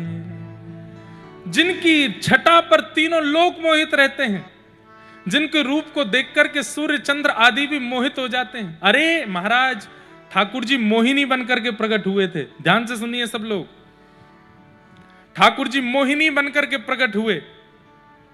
क्यों हुए थे सबको कथा पता है? सुन लीजिए। देवासुर संग्राम हुआ, समुद्र मंथन हुआ। समुद्र मंथन में जब अमृत कलश निकल करके आया तो दैत्य लेकर के भाग गए। जब दैत्य लेकर के भागे तो देवताओं ने ठाकुर जी से प्रार्थना करी, बोले नाथ सारा अमृत तो ये दैत्य पी जाएंगे। ठाकुर जी बोले रुको, दैत्य कौन? जो रूप पर आकर्षित हो जाए, जो छोटी छोटी चीजों पर आकर्षित होकर के सब अपना बंटा धार कर दे, वही तो दैत्य है। अभी आते हैं। अब ठाकुर जी रूप धारण करके आएंगे तो मोहिनी बन के आए, इतने सुंदर बन के ठाकुर जी आए, इतने सुंदर बन के आए, दैत्यों को मोहित करने आए थे, देवता भी मोहित हो गए। मोहिनी बन करके जब ठाकुर जी आए तो देवताओं में भी ऐसी स्थिति आ गई, बोले अमृत भले ही दैत्य पी लें, हम तो इनसे ब्याह करेंगे। ठाकुर जी बोले, हे मैं हूं, रूप बदल के आया हूं, अब तो समझ नहीं आ रही है बात। इतने सुंदर ठाकुर जी बन के आए। हमारे व्रज में तो कहते हैं, लाला तेने बहुत बड़ी कृपा करी जो तू लाला बन के आयो। हे कृष्ण लला तुम होते लली तो गरे कट जाते करोड़न के। बहुत बड़ी कृपा है कि तुम लाला हो। अजात पच्छ इव मातरम खग स्तन्यम यथा वत्स तराच्छुधार्था प्रियम प्रियैव व्युषितं विषन्ना मनोरविंदाक्षद्र दीक्षते त्वाम्। अजात पक्ष, जिस प्रकार एक अजात पक्षी जिसके पर अभी चले नहीं, वो अपनी मां के भरोसे घोंसले में बैठा बैठा प्रतीक्षा करता है कब मां आएगी दाना लेके मुझे मेरा पेट भरेगी। तो जिस प्रकार वो अजात पक्षी अपने मां के लिए तड़पता है, वैसे मुझे तड़पना है। ठाकुर जी बोले चूक गया। क्यों? बोले जब उसके पर निकल आते हैं तो मां को छोड़ के भाग जाता है वो, तू भी ऐसा ही करेगा। वृत्रासुर बोला अच्छा सॉरी, थोड़ा चेंज है। बोले क्या? स्तन्नम यथा वत्स तराच्छुधार्था। जैसे दूध पीने वाला बछड़ा जब मां वन में चरने के लिए जाती है तो वो बछड़ा उछलता रहता है कब मां आएगी। जैसी मां आती दिखती है उछलता है, कूदता है कि अब मैं दूध पीऊंगा। ठाकुर जी बोले फिर फंस गया। बोले क्यों? दूध पीते ही, पेट भरते ही वो बालक और ज्यादा चंचल हो जाता है, तू भी ऐसे ही करेगा। बोले तीसरी बात सुन लीजिए। बोले क्या? प्रियम प्रियैव व्युषितम विषन्ना। जिस प्रकार परदेश गए हुए प्रियतम की याद में उसकी प्रियतमा रोज चिंतन करती है, अब आएंगे अब आएंगे अब आएंगे, वैसे मैं तड़पना चाहता हूं। ठाकुर जी बोले हाँ ये उचित है। विरह मांग, लेकिन वृत्रासुर कहता मेरी स्तुति में एक बात विशेष है, क्या? विरह मुझे ऐसा दीजिएगा जैसा प्रियतम के परदेश जाने पर प्रियतमा को होता है, पर उस प्रियतमा का प्रियतम लौट के आ जाता है तो विरह खत्म होता, मेरा विरह खत्म ना हो, आप आना ही मत, मुझे पड़े रहने देना। ठाकुर जी सिर पकड़ के बैठे हैं, कैसा भक्त है भाई जो मिलना ही नहीं चाहता है। वृत्रासुर को ठाकुर जी ने अनुग्रहित किया। वृत्रासुर बोला अब बाद में बात करूंगा, आपसे पहले युद्ध करके अपने प्राण निकलवाऊं। कोई कहता है युद्ध करके प्राण हरण करूं, ये कह रहा प्राण निकलवाऊं। 100 साल तक युद्ध किया इंद्र के साथ, और अंतिम गत्वा जैसे ही इंद्र ने अपने वज्र का प्रहार गले पर किया, सर धड़ से अलग हुआ और दिव्य तेज अंग से प्रकट हुआ, और उस दिव्य तेज को अपने में समाहित करने के लिए स्वयं भगवान नारायण प्रकट हो गए और वृत्रासुर के उस दिव्य तेज को अपने हृदय में धारण कर लिया। ठाकुर जी के नेत्र सजल हो गए ऐसे भक्त को अपने अंदर प्रविष्ट करा करके। 4 प्रकार की मुक्ति हैं, उसमें जो अंतिम मुक्ति है वो यही है कि ठाकुर जी में ही विलीन हो जाते हैं। बोलो भक्तराज श्री व्रत की। ऐसे वृत्रासुर को बारंबार प्रणाम। बताइए हम कहाँ हैं? हम तो मांगने से फुर्सत नहीं ठाकुर जी से, और ये कह रहा है कि मुझे विरह देना, कुछ मत देना। तत्पश्चात भक्त प्रहलाद की कथा आती है। उसके बाद सबने कथा सुनी है, हम बस नंदोत्सव की ओर जल्दी ले चलें। देवासुर संग्राम, बलि वामन अवतार, आपके इस गुजरात को ठाकुर जी ने पवित्र किया। यहाँ पर ठाकुर जी वामन बन करके आए और बलि के यज्ञ में आकर के ठाकुर जी ने 3 पग जमीन मांगी।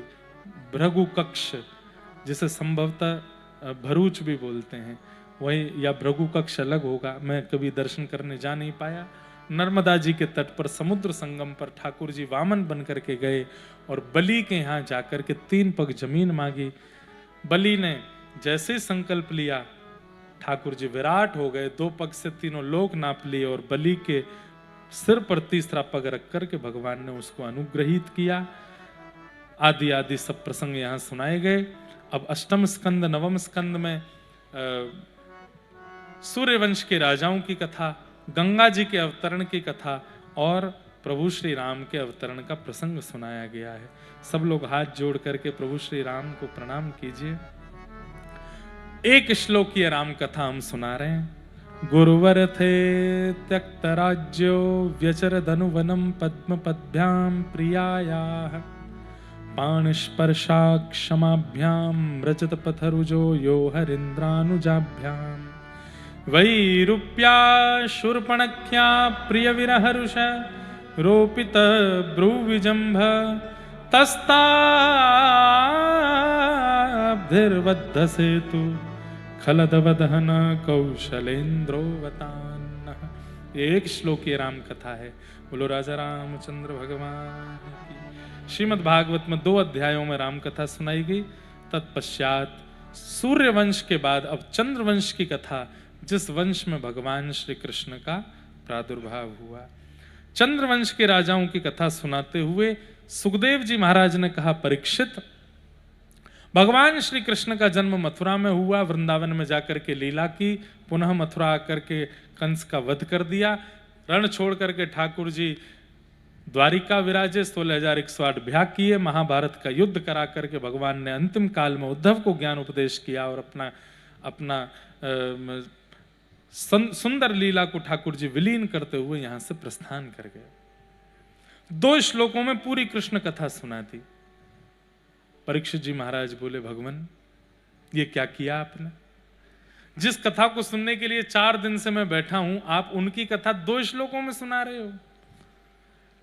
शुक्राचार्य जी बोले, 4 दिन हो गए, तुमने आसन भी नहीं बदला है, 24 घंटे कथा सुन रहे हो, थोड़ी देर कुछ जलपान आदि करके आ जाओ, फिर सुनाते हैं। शुक्राचार्य जी बोले, नहीं भगवान, जो आपने बात कही ना, कल केजरीवाल जी बता रहे, सुबह 8-9 बजे से बच्चे आ जाते हैं, इतनी सारी भीड़ आ जाती है, आके बैठ जाते हैं, केवल कीर्तन करते हैं। तो तो उनसे कहा कि आपके भोजन प्रसाद की व्यवस्था हम कर देते हैं। तो बोले नहीं, हमारी कथा ही भोजन है, कथा ही प्रसाद है, कथा ही जल है।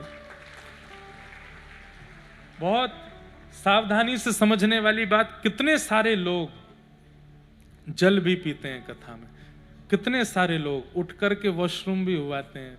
कई लोग तो प्रतीक्षा ही करते हैं कुछ गाँव तो हम जावें। या तो वे लोग जो सुबह 9 बजे से आके बैठ जाते हैं, जिनको डर है कि हम उठ के गए तो हमारी जगह पे कोई और बैठ जाएगा, वो इस डर से पानी ही नहीं पीते कि हमें सोच ना जाना पड़े। और या हम व्यास जी हैं जो 4 घंटा ना कुछ खाते हैं, ना कुछ पीते हैं, ना आसन बदलते हैं। हम दो ही हैं भैया, श्रोता और वक्ता, बाकी बिचले के सीताराम। एक निष्ठता होनी बहुत जरूरी है बंधुओं। आपने देखा हमने कोई आसन बदला? जब से बैठे हैं एक ही आसन में बैठे हैं, उतरेंगे तभी आसन बदलेंगे। एक घूंट पानी नहीं पिया, जबकि आप तो मौन बैठे हो, हम तो बोल और रहे हैं, गला सूखता है। बीच बीच में कभी मिश्री या कुछ वो ले लेते हैं, क्योंकि उद्देश्य शरीर नहीं है, उद्देश्य भगवत दर्शन है, भगवत प्राप्ति है। उद्देश्य जो होता है ना, फिर शरीर उसमें लग जाता है। तो यहां पर परीक्षित ने भी वही बात कही कि नाथ, मुझे भूख नहीं है, मुझे प्यास नहीं है। क्यों? पिबंतम त्वन्मुखाम भोज च्युत हरि कथामृतम। आपके मुख से जो ये कथा निर्झरित हो रही है ना, इसी से मेरा पेट भर रहा है, इसी से मेरी प्यास पूरी हो रही है, इसी से ही मेरा सर्वस्व हो रहा है। मुझे अब सामान्य भोजन की इच्छा नहीं है, कृपा कीजिए। और यहां से अब ठाकुर जी की लीला सुनाना श्री शुकाचार्य जी प्रारंभ करते हैं। वसुदेव ग्रहे साक्षात भगवान पुरुष पर जनिष्यते तत्प्रियार्थम सबवन्तु सुरस्त्रिय। भगवान ने आकाशवाणी करके पृथ्वी को बता दिया कि तुम चिंतित मत हो। पृथ्वी बड़ी चिंतित हो रही थी, दुष्टों का भार बढ़ता जा रहा था। तभी भगवान ने आज्ञा करके कहा, हे पृथ्वी महारानी चिंतित मत हो, वसुदेव जी के यहां साक्षात मैं ही अवतार लेने वाला हूं, कृष्ण बन करके आ रहा हूं। पृथ्वी पर जितना भार है सब नष्ट कर दूंगा मैं, तुम चिंतित मत हो। बंधुओं, एक दिन मैंने और हमारे गुरुदेव जो हमें पढ़ाते हैं, हमने बैठ करके एक दिन आंकड़ा लगाया, आज नहीं कल बताऊंगा, ठाकुर जी ने कितने दैत्य राक्षसों का वध किया कृष्ण अवतार में। अगर मैं आपसे कहूं कि गिनती करके बताओ तो आप 5-6 से ज्यादा नाम नहीं बता पाओगे, लेकिन कल हम आपको बताएंगे ठाकुर जी ने कितने लोगों, कितने राक्षसों का, दुष्टों का वध किया पृथ्वी पर आकर के। उसकी पूरी गिनती करी है, और उस गिनती में जो आंकड़े आए हैं सुनकर के आपकी आंख खुली रह जाएंगे। ठाकुर जी पृथ्वी का भार हल्का करने आए। यहां मथुरा के राजा हैं उग्रसेन, उनके बेटा हैं कंस। कंस अपनी चचेरी बहन देवकी का विवाह कर देता है वसुदेव जी के साथ। अपनी बहन को विदा करने के लिए जा रहा था, अपने पिता को कारागृह में डाल करके कंस ने हड़प ली है मथुरा की राज्य गद्दी, क्योंकि उसको लगा मैं योग्य हो गया, पिताजी तो बैठा नहीं रहे मुझे राज्य गद्दी पे, तो क्या करूं, लो इनको पकड़ के जेल में डालो, खुद ही बैठ जाओ। कंस अपनी बहन को विदा कर, तो ये पिता को जेल में डालने से कंस की छवि बड़ी खराब हो गई थी। तो किसी ने इसको जाके राय दी, बोले अपनी छवि सुधारो। बोले कैसे सुधारूं? बोले बहन का अच्छा ब्याह करो और इसको विदा स्वयं करने जाना, सारथी बन के रोते हुए जाना, पूरी नगरी देखेगी कि अरे अरे ये तो देखो कितना भावुक है, स्त्रियों का कितना सम्मान करता है। तो कंस वही कर रहा था, अपनी छवि सुधारने का प्रयास, लेकिन देवताओं ने पानी फेर दिया, आकाशवाणी करके बता दिया जिस बहन को तुम विदा करने जा रहे हो इसी का 8वां बालक तुम्हारा काल होगा। सुनते ही कंस को लगा अपने काल को जन्म देने वाली को मैं विदा कर रहा हूं, तलवार निकाल करके सर धड़ से अलग करने का प्रयास। बंधुओं देखो, दुराचार करने वाले लोगों का ये प्रमाण होता है, क्या भक्ति कर रहे हैं, अच्छे काम कर रहे हैं, लेकिन जरा सी इधर उधर की बात होती है तुरंत विचलित हो जाते हैं। ये दुराचारियों का प्रमाण है, उनका परिचय है। दान कर रहे हैं, पुण्य कर रहे हैं, एनजीओस चला रहे हैं, बड़े बड़े पुण्य कर रहे हैं, सब जगह छवि साफ हो रही है। आजकल कलयुग इतना खतरनाक है, यहाँ अच्छे कर्म छवि साफ करने के लिए किए जाते हैं। लोग बाग अच्छी छवि बनाने के लिए करते हैं। लेकिन इसी बीच में अगर पता चल जाए कि जो वो अच्छे कर्म कर रहे हैं उसी से उनको घाटा हो रहा है, तो 2 मिनट में कंस बन जाते हैं। वो भी बड़े बड़े पहचान में हमारे लोग भी ऐसे। तो कंस यही है, रोता हुआ जा रहा था। अरे मेरी बहन, मथुरा के लोग कह रहे हैं हमारा राजा कितना भावुक है, देखो अपनी बहन को विदा कर रहा है, रोते रोते विदा कर रहा है। आकाशवाणी होते ही तलवार निकाल के मारने लगा। सब मथुरा के लोग बोले नहीं, ये तो राक्षस ही है। इतनी सी बात सुन के नहीं सहन कर पाया अपने आप को। सहनशीलता होती है भक्त के अंदर, दुराचारी के अंदर सहनशीलता नहीं होती, पेशेंस नहीं होता। और पेशेंस का आकलन आप इससे मत कीजिए कि आप कितनी देर लाइन में खड़े रहे, कितनी देर धूप में खड़े हो रहे, वो पेशेंस नहीं है। पेशेंस का मतलब किसी ने आपके दुर्विचार, आपकी दुरादत को आपके मुंह पे बोल दिया और आप फिर भी सहन कर रहे हो सुन के, उसको पेशेंस कहते हैं। भैया देखो, आप बुरा नहीं मानना, आप बहुत भजन करते हो, बहुत कथा सुनते हो, लेकिन थोड़ा ना हमको तुम चालाक लगते हो। माला बाद में जपूंगा, पहले तू बता मैंने क्या चालाकी करी, तुझे कहां से चालाक लगा, मैंने क्या किया ऐसा? जरा सी बात सुन के तुरंत विचलित होना, ये कंस है भैया। आप भजन कर रहे हो, आप नाम जप कर रहे हो, कथा सुन रहे हो, इस बीच में अगर कोई आपसे आके कह भी दे भाई तुम थोड़े चतुर लगते हो, देखो बुरा नहीं मानना, तुम रोज मंदिर आते हो, लेकिन तुम्हारे मुखमंडल से काम छलकता है, विचलित मत होइए। अगर भक्त होगा तो नहीं होगा विचलित, और अभक्त होगा ना, अभक्त होगा तो उसका ध्यान वहीं लगा रहेगा। इसने मुझको कामी कैसे बोल दिया, इसने मुझको ये कैसे बोल दिया, इसने मुझको।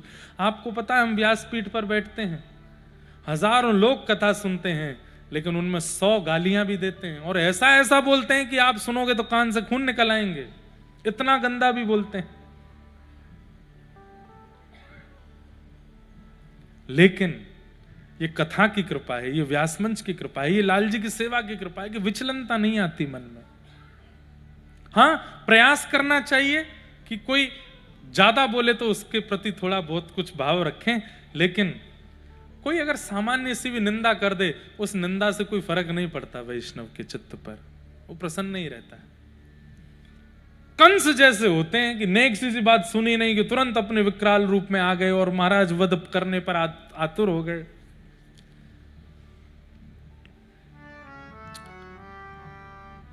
वसुदेव जी ने कहा जितने बालक होंगे सब तुमको दे दूंगा, इसको मत मारो। अरे पूरे मथुरा नगरी देख रही है, बहन को मारोगे अच्छा लगता है? बालकों का कब जन्म होगा तुम मार दोगे, किसी को पता भी नहीं चलेगा, कारागृह में डाल दो हमको। कंस बोला ये युक्ति बढ़िया है, कारागृह में डाल दिया, 6 बालकों को मार दिया। 7वें बालक के रूप में बलराम जी आए। भगवान ने योग माया को आज्ञा की कि भाई इनको तुम यहां से कहीं और भेजो, अगर इनका जन्म हो गया तो मुझसे पहले ये कंस को मार देंगे, दाऊ दादा हैं। तो योग माया ने कुछ महीने बाद ही स्थानांतरित कर दिया और रोहिणी के गर्भ में गोकुल में श्री बलराम जी महाराज पहुंचे। बंधुओं, वसुदेव जी की 7 पत्नी हैं, कितनी? एक उनमें से देवकी है। तो वसुदेव जी को बेल पे भेजता था कंस कि जाओ अपनी पत्नियों से मिलाया करो, कभी कभी तो कभी कभी जाते थे। तो एक पत्नी जो उनकी रोहिणी है, उसकी सुरक्षा के लिए उन्होंने वसुदेव जी ने उसको गोकुल में नंद बाबा के यहाँ रखा। नंद बाबा वसुदेव जी के मित्र हैं, तो कहा कि आप रोहिणी जी को अपने पास से सुरक्षा दीजिए, यहाँ यशोदा जी हैं, इनसे इसका मन लगा रहेगा। तो ऐसा भाव। अब देखो कैसी योजना बनी कि बलराम जी महाराज कुछ महीने देवकी मैया के गर्भ में रह के रोहिणी जी के गर्भ में पहुंचे और उनका जन्म गोकुल में ही हुआ। बोलो बलराम जी महाराज की जय। अब आई 8वें की बारी, भादों का महीना। महाराज जैसे ही प्रारंभ हुआ, 8वां बालक गर्भ में आ गया है। कंस ने पहरेदार बढ़ा दिए और पहरेदारों को कह दिया तुम्हारे घर में इतना सोना चांदी भिजवाऊंगा, बस पलक भी मत झपकना, ध्यान लगाए रखना मेरा शत्रु जन्म लेने वाला है। पहरेदार बढ़ा दिए, तहखाने बढ़ा दिए, सिक्योरिटी टाइट कर दी, कहीं से भी निकल के भागने ना पाए। भादों का महीना, अष्टमी तिथि, मंदम मंदम जलधारा, आकाश से मंदम जलधारा गिर रही है। बंधुओं,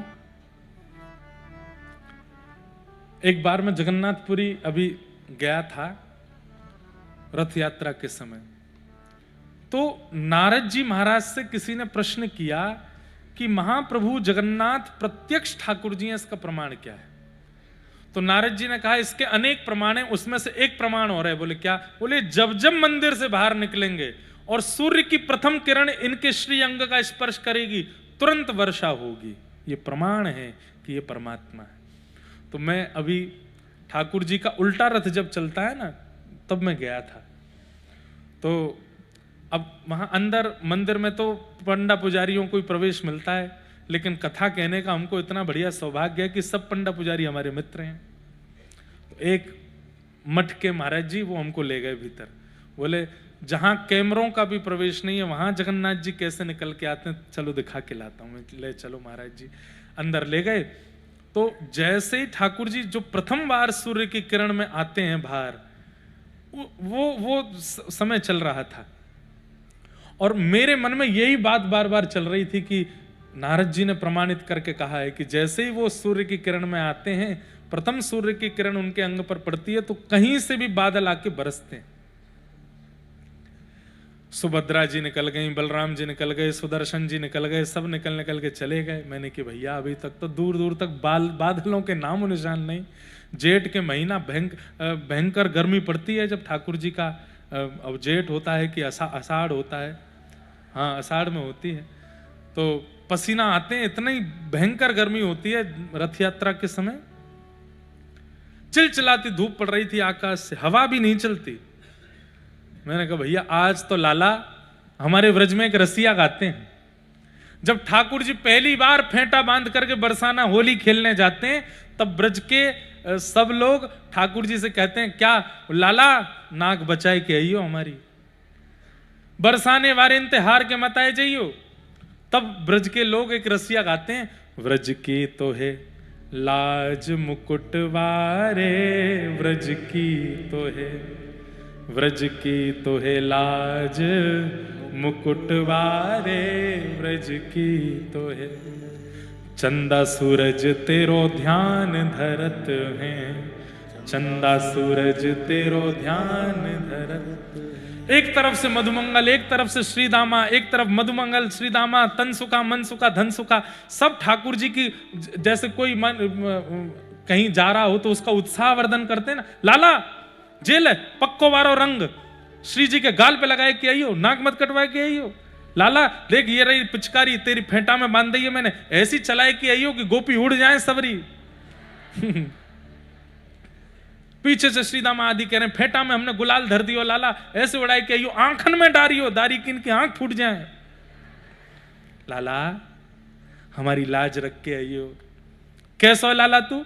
चंदा सूरज तेरो ध्यान धरत है, चंदा सूरज तेरो ध्यान धरत। अरे हाँ वारे रसिया हो वारे रसिया, अरे हाँ प्यारे छैला हो प्यारे छैला, चंदा सूरज तेरो ध्यान धरत है, चंदा सूरज तेरो ध्यान धरत।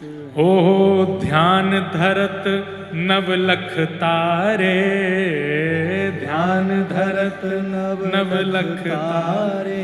हे ब्रज की तो है, हो ब्रज की तो है लाज मुकुट वारे, ब्रज की तो है, ब्रज की तो है लाज मुकुट। मैं यही रसिया गा रहा था खड़े खड़े। मैंने कहा हे जगन्नाथ जी कहीं तुम बाहर आए और वर्षा नहीं हुई, क्योंकि दूर दूर तक बादल नहीं है। मैंने कहा लाला तुम बाहर आओ तो वर्षा होनी चाहिए, नहीं तो हम ब्रजवासी की नाक कट जाएगी। कोई कह जाएगा ये परमात्मा नहीं है, वर्षा नहीं हुई। ये आपको सत्य घटना बता रहे हैं इसी वर्ष की। लेकिन महाराज जैसे ही अपने आंखों देखी घटना, मेरे अभी भी रोंगटे खड़े हो रहे हैं बताने में।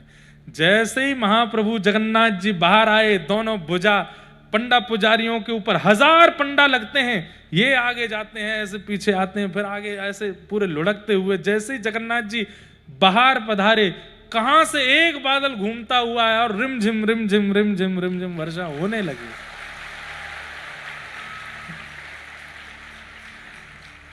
मुख से निकल पड़ा, बोल वृषभानु के जमाई की।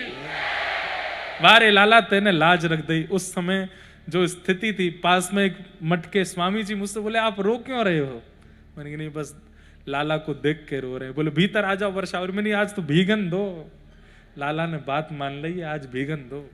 तो ये नियम है, जब जब जगन्नाथ जी बाहर आते हैं, चाहे एक बूंद गिरे आकाश से, गिरेगी जरूर रथ यात्रा में। क्यों? ये प्रमाण नारद जी ने दिया है कि ये इसी प्रमाण से पता चलेगा कि ये परमात्मा है। ऐसे अनेक प्रमाण, उनमें से एक ये भी है। और दूसरा प्रमाण, पूरे विश्व में जन्माष्टमी मनाई जाती है, लेकिन हमारे व्रज में जन्माष्टमी को रात्रि 12 बजे रिमझिम वर्षा होगी ही होगी, ये निश्चित है। कहीं हो चाहे ना हो, वृंदावन में होगी, यमुना जी में होगी, और कृष्ण जन्मभूमि जहां ठाकुर जी का जन्म हुआ, रिमझिम, और मूसलाधार नहीं, रिमझिम रिमझिम होती है। जैसा भागवत जी में वर्णन है, मंदम मंदम जलधारा, आकाश से मंदम जलधारा गिर रही है। और उसी समय देवकी और वसुदेव कारागृह में बंद हैं, और देवकी मैया के गर्भ से एक दिव्य तेज प्रकट हुआ। शंख चक्र गदा पद्म धारण करके चतुर्भुज रूप में नन्हे से बाल कृष्ण प्रकट हो गए। बल बाल कृष्ण लाल की जय। हाँ, कितने समझदार हो, इतनी धीरे जय बोलो कि कंस उठ ना जाए, सो रहा है ना। अरे भैया, फाफड़ा जलेबी खा के आए हो, गाठिया और फाफड़ा खा के आए हो, और क्या खपता है आपके खमन। देखो, सबको जो जो अच्छा लगता है सब बोल रहे हैं, लेके कोई नहीं आता हमारे लिए कथा में। भैया लाना नहीं तो मेरे पास जगह नहीं है रखने के। बल बाल कृष्ण लाल की, द्वारिकाधीश की जय। जय श्री राम, जय जय श्री राम, जय जय श्री राम। आहा, नन्हे से शंख चक्र गदा पद्म धार। बंधुओं, एक बात हमारी सुनना, देवकी मैया के गर्भ से जन्म लेने वाले ठाकुर जी का स्वरूप कैसा है? ठीक द्वारिकाधीश जैसा। आप द्वारिका में जाके दर्शन करेंगे, तमद्भुतम बालकमंबुजे क्षणम, चतुर्भुजम शंख गदायुधायुधम, श्रीवत्सलक्ष्मं गलसौभकौस्तुभम, पीतांबरम सांद्रपयोध सौभगम। देव की मैया और वसुदेव जी ने प्रणाम किया। सब लोग इधर देखो, क्या ये खलबली नहीं मचाओ, इधर देखो, अभी कथा सुनो। देव की मैया ने ठाकुर जी के श्री चरणों में प्रणाम किया। ठाकुर जी बोलने लगे, मैया मैं तो लाला हूं, आप मुंह को प्रणाम काहे को कर रहे हो? बोले लाला बन के आओगे तो गोद में खिलाएंगे, आप तो पिताजी बन के आए हो, शंख चक्र गदा पद्म लेके आए हो।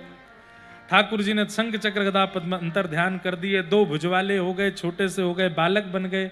वसुदेव जी से कहा कि आप मुझे लेकर के गोकुल छोड़ाओ, 11 वर्ष बाद हम आएंगे ब्रजवासियों का प्रेम लेकर के, तब कंस का वध करेंगे। वसुदेव जी लाला को लेकर के जैसे ही अपने हाथ में धारण किए, हथकड़ियां खुल गईं, बेड़ियां खुल गईं, सारे ताले खुल गए, दरबान सोते रह गए, और श्री वसुदेव जी महाराज लाला को लेकर के श्री गोकुल जा रहे हैं। इसका पूरा विस्तार हम कल सुनाएंगे, अभी तो उत्सव की ओर चलें। गोकुल में जाके यशोदा मैया के बगल में लाला को सुवाई दियो, लाली को लेकर के कंस को जाए के दे दियो।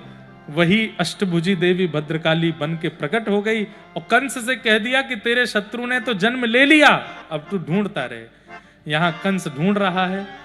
और ब्रज में स्थिति क्या है? नंदा और सुनंदा नंद बाबा की 2 बहन हैं। आज सुबेर सुबेर भोर में उठ करके दोनों गई तो कहा, देखो यशोदा मैया के बगल में नीलमणि जैसो लाला सोयो है। लाला है कि लाली जे ना है पतो, क्यों चदरिया ओढ़ रखी है बस मुखमंडल दिख रो है। 21 बार हरिशरणम को जाप कियो, हरिशरणम हरिशरणम हरिशरणम, और जैसे ही चदरिया हटाई महाराज है गया है गया है गया है गया है गया है गया है गया है गया है गया है गया। एक दूसरे को मुंह बंद किया, बोले अभी मत चिल्लावे। अब तो महाराज निकल गई ब्रज की गलीन में चिल्लाती जा रही है गया है गया है गया है गया है गया। ब्रजवासी कह रहे कहा भयो, पूछो तो सही सबरे। आपके गुजराती में क्या बोलते हैं, क्या हुआ को कैसे बोलते हैं? शू थयू। वाह भैया।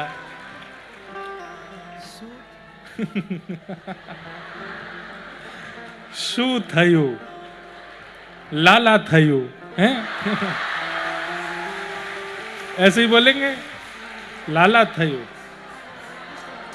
लाला लाला थयो। वाह, अब ब्रज भाषा में ही आ जाओ। पूछो कहा भयो। अब तो नंदा सुनंदा दौड़ी दौड़ी नंद बाबा के पास जाके बोली, ब्रजवासीन के आशीर्वाद से, यमुना जी की कृपा से, गैयान की कृपा से नीलमणि जैसो लाला भयो है। बधाई हो बधाई हो बधाई हो बधाई हो बधाई हो। बधाई हो। कल कथा में प्यारे गिरधर लाल जी पधारेंगे और कल यहाँ पर कुछ हवेली संगीत भी होगा। कल 56 भोग का क्रम भी होगा। आज ठाकुर जी के मधुर जन्मोत्सव के भाव सुने। कल यहीं से उत्सव से ही कथा का प्रारंभ करेंगे। सबको जय श्री कृष्ण, जय सिया राम, जय श्रीमन नारायण, जय जय श्री राधे।